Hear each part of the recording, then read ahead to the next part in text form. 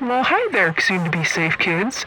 My name is Dr. Iceberg, and I'm one of the top-rated safety researchers here at Safety for Children Productions HQ. That's short for headquarters, by the way. Wouldn't you know, we're learning something new already. Here at Safety for Children Productions, we all work very hard to ensure, what else, safety for children. The name sort of gives it away, doesn't it? If you just so happen to be one of the lucky learners listening along, you've likely stumbled across something you don't entirely understand.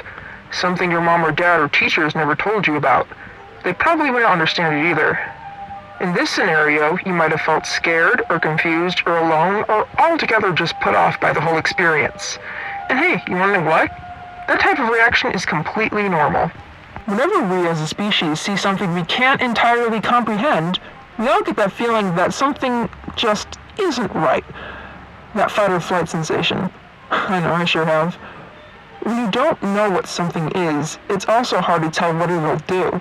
It's an unpredictable position to be put in, and feeling unsafe in that situation is just a part of growing up and being human. And you may have a certain question. That question being, well, what do I do when I find myself in one of these situations? And that's where we come in to help. We at Safety for Children Productions have a little code of honor we like to follow called the Obvious Fives. The Obvious Fives are a set of rules to follow when you're in a situation that seems unusual, uncomfortable, or strange. The guidelines of the Obvious Fives are as follows. Number 1. Be aware of your surroundings. In general, it's very important to stay vigilant of where you are at all times. If you're not paying attention to where you are or where you're going, it's possible you may be putting yourself in a massive risk for danger. This is pretty bad, especially in an unusual situation, where you may have little to no control over what's happening around you. So keep your eyes open and pay attention, because you don't want to end up in an area where irregularities are afoot.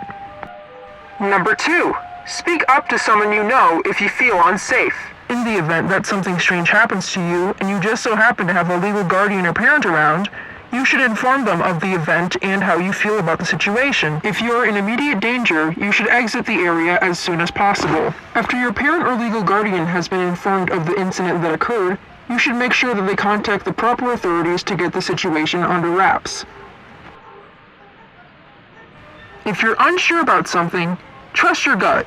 The best person that can make decisions for you is yourself, after all. If you have any doubts about a situation, maybe you should hear that side of your brain out. It could save your life. Number 4.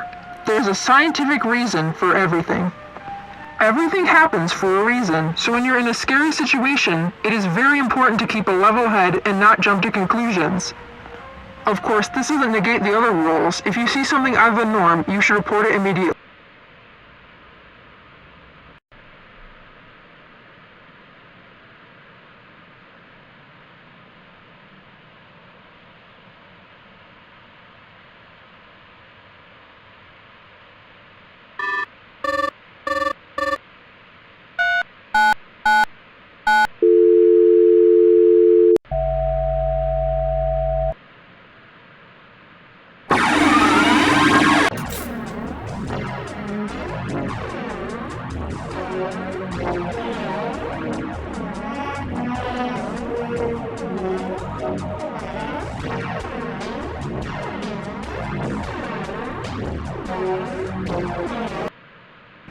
Whoops!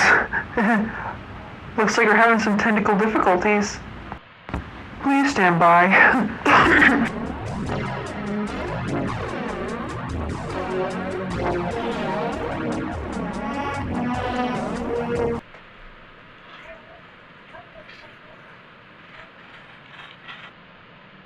Alright. So what were we talking about again? Oh, right. The signs. Yeah, the signs. Yeah, let's get into that. Did you know that when dealing with dangerous objects, that there are 3 levels determining their danger?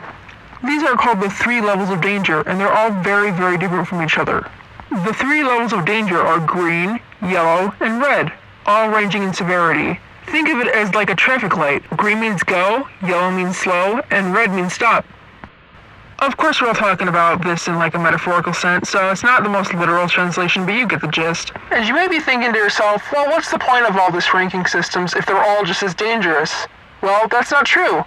Other objects are more dangerous than others, and some may not be dangerous at all. So now that you understand all that, let's get into the specific rankings and what separates them from each other, and how you can tell the difference.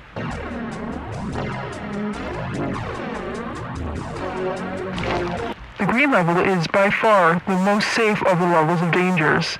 But while this may be the safest category, do not underestimate objects in this category either, as not all of them are completely harmless to the individual, and all objects listed here should, no matter what, be approached with caution. With that being said, green level items do possess less of a threat than other objects in different tiers may, and most green level items won't talk to you, so inherently they don't prove as much as a threat as others may.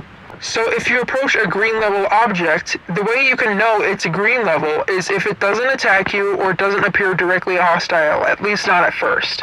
In other words, green means good to go.